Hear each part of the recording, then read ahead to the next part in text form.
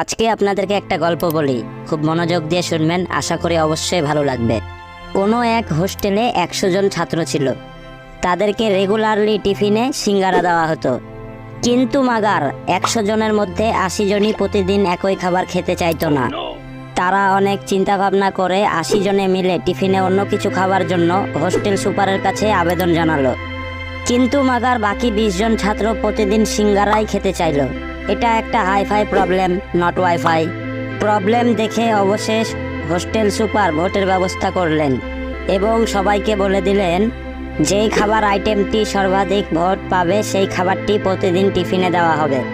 Hostel সুপারের যেই কথা সেই কাজ। পরের দিন ভোট শুরু হয়ে গেল এবং ভোটে দেখা গেল ওই 20 জন ছাত্র প্রতিদিন সিঙ্গারার পক্ষেই ভোট দিয়েছে, আর বাকি 80 জন ভোট দিয়েছে একটু অন্যভাবে। যেমন 18 জন ভোট দিয়েছে ডালপুরির জন্য, 16 জন ভোট দিয়েছে পরোটা ও সবজির জন্য, আর 13 জন ভোট দিয়েছে রুটি ও ছোলার ডালের জন্য, 11 জন ভোট দিয়েছে মাখন ও পাউরুটির জন্য, 10 জনা ভোট দিয়েছে ম্যাগি নুডলসের জন্য, 7 জন ভোট দিয়েছে ভেজিটেবল রোলের জন্য, আর শেষ 5 জন ভোট দিয়েছে এগ টোস্টের জন্য।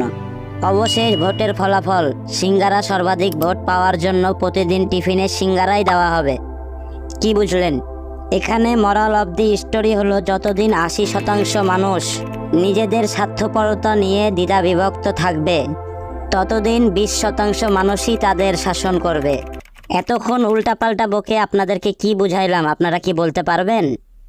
যদি পারেন তাহলে ভালো কথা, আর না পারলে লাইক তো অবশ্যই করতে পারবেন। আর চ্যানেলে নতুন হইলে অবশ্যই সাবস্ক্রাইব করবেন নতুন ভিডিও পাওয়ার জন্য।